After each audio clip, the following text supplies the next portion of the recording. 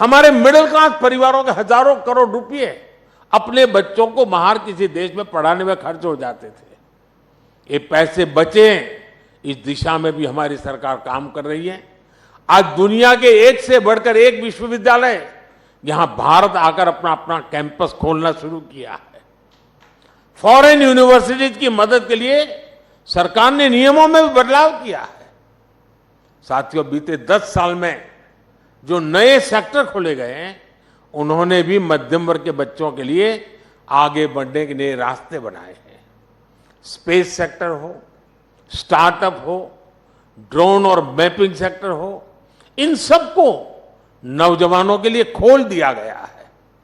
Defence sector में भी reform करने से हमारे नौजवानों को नए अवसर मिल रहे हैं। स्पोर्ट्स सेक्टर में भी हमने जो आधुनिक इंफ्रास्ट्रक्चर बनाया था, ट्रांसपेरेंसी पर जो काम किया, उसने भी नौजवानों के लिए नए अवसर बनाए हैं। अभी हमने जो पीएम सूर्यघर मुफ्त बिजली योजना शुरू की है, उससे भी बड़ी संख्या में रोजगार और स्वरोजगार के नए अवसर बनने वाले जा रहे हैं। और उसके कारण मध्यम वर्ग का बिजली का बिल 0 होने वाला है। मध्यम वर्ग का एक और बड़ा सपना होता है शहर में अपना घर। लेकिन आप जानकर हैरान रह जाएंगे कि शहर में रहने वाले मिडिल क्लास के लिए पहले की सरकारों में एक भी योजना नहीं थी। मध्यम वर्ग के घरों के लिए पहली योजना अगर किसी सरकार ने बनाई तो हमारी सरकार ने बनाई। हमने मध्यम वर्ग के लोगों को घर के लोन में सब्सिडी दी, ब्याज में राहत दी। इस पर करीब 50,000 करोड़ रुपए हमने खर्च किए। इसका भी बहुत बड़ा लाभ मिडिल क्लास परिवारों को मिला है। उनके अपने घर का सपना पूरा हुआ है। साथियों, दिल्ली एनसीआर के लोग जानते हैं कि पहले की सरकारों के समय कितने फ्लैट फंस गए थे। लोग किराए के घरों में रहते थे, ईएमआई भी भरते थे और अपने घर के पूरा होने के इंतजार में जीवन पूरा कर रहे थे। मिडिल क्लास के इन परिवारों की भी पहले किसी सरकार ने सुनी नहीं थी।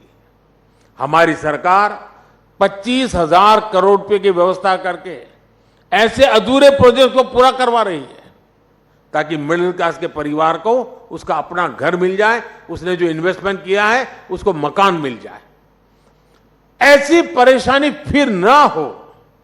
हमने इसके लिए भी रेरा कानून बनाया है।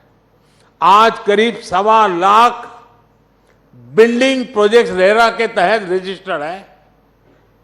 अब कोई ये मनमानी नहीं कर सकता कि किसी मिडिल क्लास के व्यक्ति का घर फंसा दे या अधूरा छोड़ दे।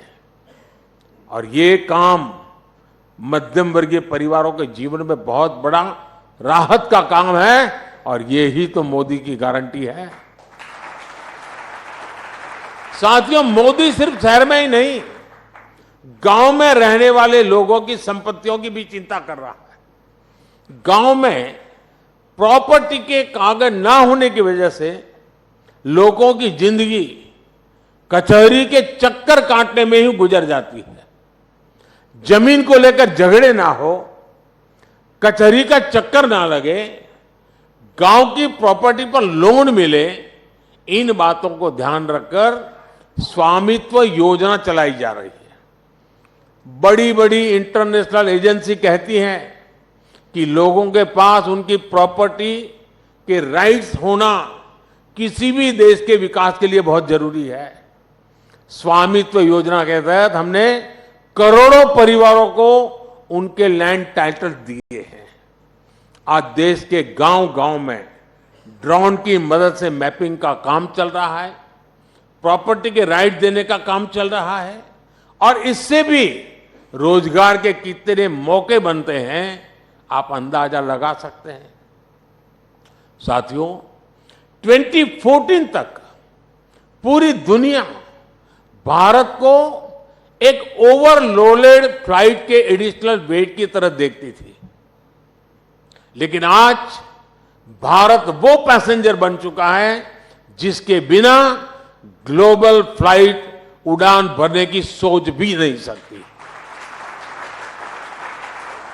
अगले 5 साल में भारत वो पायलट बनेगा जो ग्लोबल फ्लाइट को नई बुलंदी की तरफ ले जाएगा।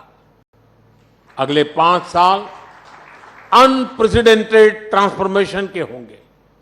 अगले 5 साल अनप्रेसिडेंटेड ग्रोथ के होंगे। अगले 5 साल अनप्रेसिडेंटेड एक्सपांशन के होंगे।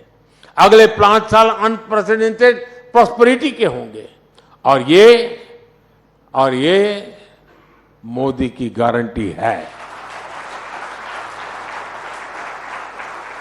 आपने मुझे अपनी बात रखने के लिए सबके बीच बुलाया, मैं आपका बहुत बहुत आभारी हूं।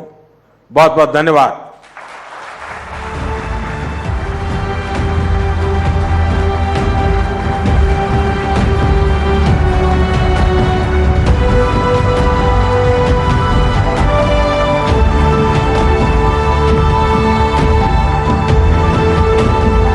बहुत बहुत धन्यवाद प्रधानमंत्री जी। Can we have one more big round of applause for a fantastic address and a big note of thank you to Shri Narendra Modi, the Honorable Prime Minister of Bharat.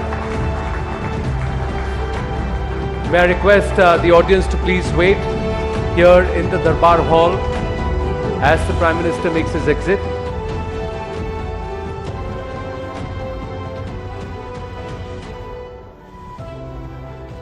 Thank you very, very much. With that, we conclude this edition of Rising Bharat, the annual summit here at the News 18 Network, Rising Bharat 2024. A profuse thanks or a profound thank you to all our sponsors, to all our lovely guests for joining us.